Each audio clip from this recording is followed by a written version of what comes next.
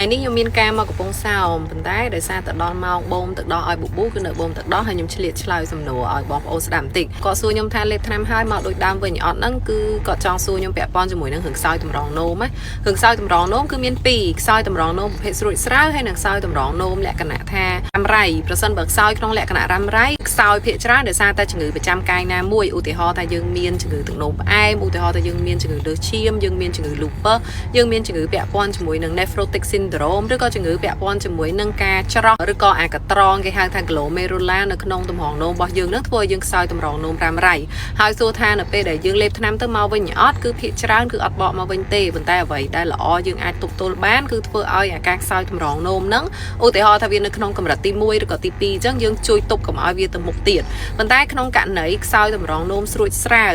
វបានន័យថាឧទាហរណ៍ថាយើងរាករូសឬក៏ក្អួតភ្លាមពេលហ្នឹងយើងបាត់បង់ជាតិទឹកច្រើនមែនតើ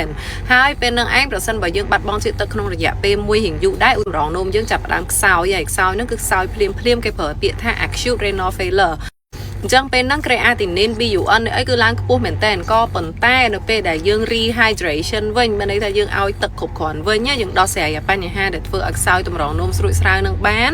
គឺទម្រង់នោមរបស់យើងនឹងត្រឡប់មកធម្មតាវិញហើយខ្សោយទម្រង់នោមស្រួចស្រាវនឹងមិនមែនបញ្ហាទៅជាមួយរឿងអស់ជាតិទឹកនឹងទេគឺបញ្ហាជាមួយនឹងរឿងច្រើនទៀតដែលបែងឆ្ងាយប្រសិនបើបងប្អូនចង់បានវីដេអូបន្តបន្ទាប់ហ្នឹងអាច comment នៅក្នុងវីដេអូរបស់ខ្ញុំនេះបានហើយជួយ share ឲ្យអ្នកដទៃស្ដាប់ផងតើវីណាហ៊ីមានកម្លាំងធ្វើវីដេអូជូនអូខេចឹងថ្ងៃនេះខ្ញុំចែកម្លែកប៉ុណ្ណឹងឯងប្រសិនបើមានសំណួរអីទៀតអាច comment នៅក្នុងវីដេអូរបស់ខ្ញុំបានបាយបាយ